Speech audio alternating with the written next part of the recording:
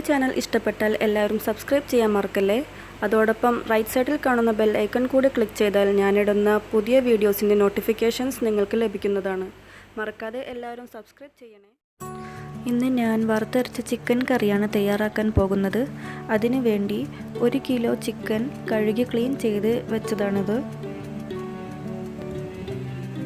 തേങ്ങ വറുക്കാൻ വേണ്ടി ഒരു ചട്ടി വെച്ച് ഗ്യാസ് ഓൺ ചെയ്തതിന് ശേഷം 1 കപ്പ് തേങ്ങ ചിരകിയത് ഇട്ട് കൊടുത്തതിന് ശേഷം ലോ ഫ്ലെയിമിൽ വറുത്തെടുക്കുക.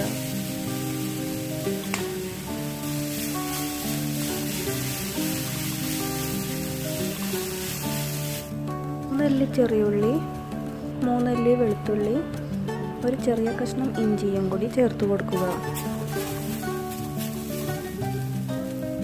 അതൊന്ന് പാകമായി വരുമ്പോൾ 1/4 ടീസ്പൂൺ പെരുംജീരകപ്പൊടി, 2 ചെറിയ കറുവപ്പട്ട, 2 ഗ്രാമ്പൂവും കൂടി ചേർത്ത് കൊടുക്കുക.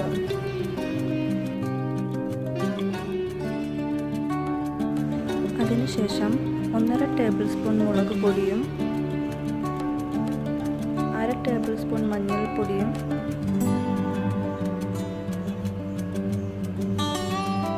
1/2 ടേബിൾ സ്പൂൺ മല്ലിപ്പൊടിയും കൂടി ആഡ് ചെയ്ത് കൊടുക്കുക.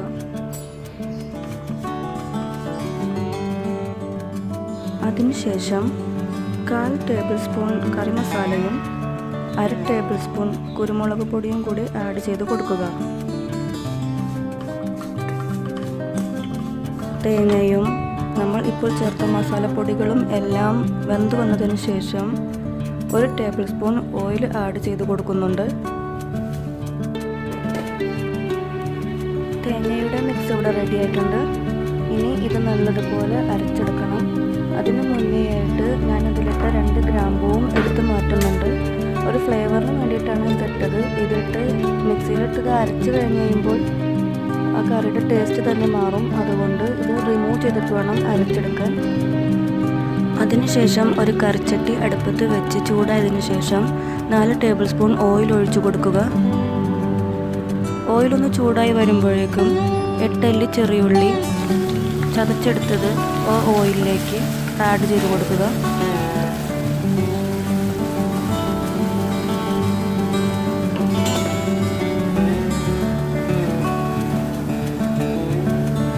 വെളുത്തുള്ളി, 7 പച്ചമുളക്, ഒരു ചെറിയ കഷ്ണം ഇഞ്ചിയും ചേർത്ത് ചതച്ചതും കുറച്ച് കറിവേപ്പിലയും കൂടി ഇട്ട് കൊടുക്കുന്നുണ്ട്.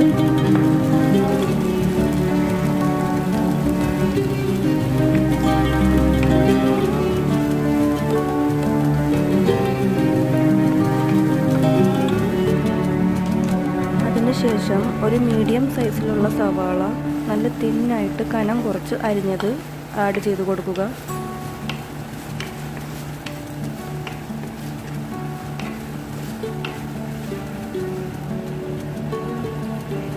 ആവശ്യത്തിന് ഉപ്പും ചേർത്ത് കൊടുക്കുക.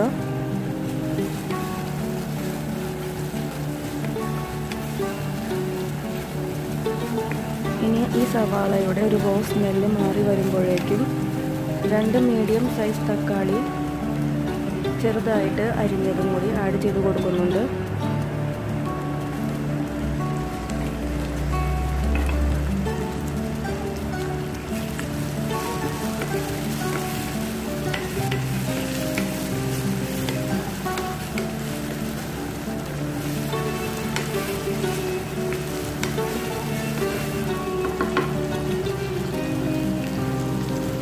ഇനി ആ തക്കാളി നല്ലതുപോലെ ഒന്ന് വാടി കിട്ടാൻ വേണ്ടി കുറച്ച് നേരം മൂടി വെച്ച് ചൂടാക്കിയെടുക്കുക.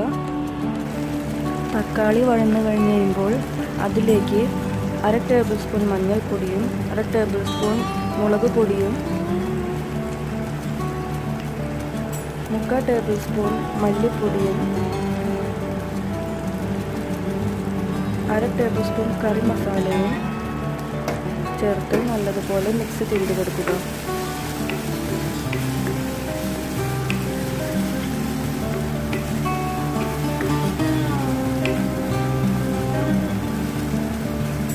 കുറച്ച് എരിവിന് വേണ്ടിയിട്ട് ഞാനിവിടെ 1/2 ടേബിൾ സ്പൂൺ കുരുമുളക് പൊടിയും കൂടി ആഡ് ചെയ്ത് കൊടുക്കുന്നുണ്ട്.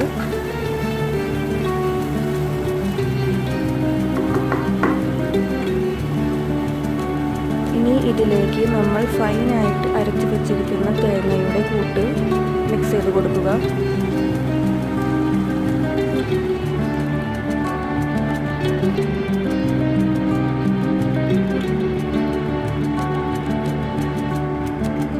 അതിനുശേഷം ഈ അരപ്പൊന്ന് തിളച്ച് കിട്ടുവാൻ വേണ്ടി കവർ ചെയ്ത് വയ്ക്കുക. 5 മിനിറ്റ് കവർ ചെയ്ത് വെക്കുക.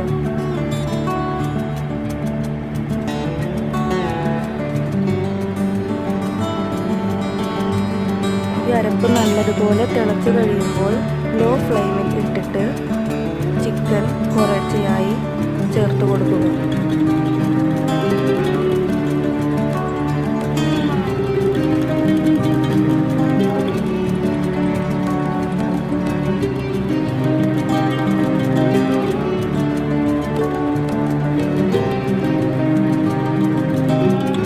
ചിക്കനിൽ നിന്ന് ഇറങ്ങിയ വെള്ളം വറ്റി വരുമ്പോൾ കറി ഈ ഒരു കൺസിസ്റ്റൻസിയിൽ കിട്ടും.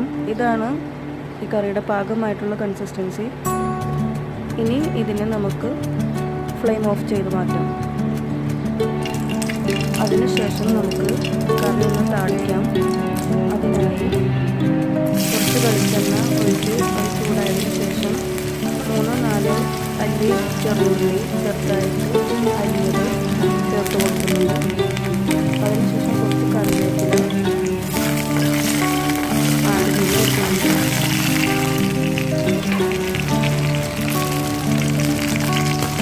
ചെറിയൊരു ഗോൾഡൻ ബ്രൗൺ കളർ ആകുന്നത് വരെ വഴറ്റുക.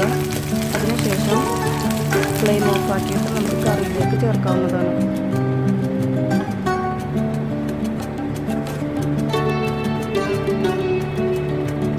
ലാസ്റ്റ് കുറച്ച് മല്ലിയില കൂടി കറിയിലേക്ക് വിതറി കൊടുക്കുക.